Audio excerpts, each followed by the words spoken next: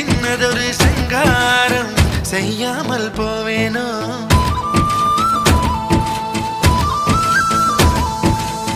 பேச்சிழந்த வேளையிலே பெண்ணழகு என் மார்பில் மூச்சு விடும் வாசனையை முகராமல் போவேனோ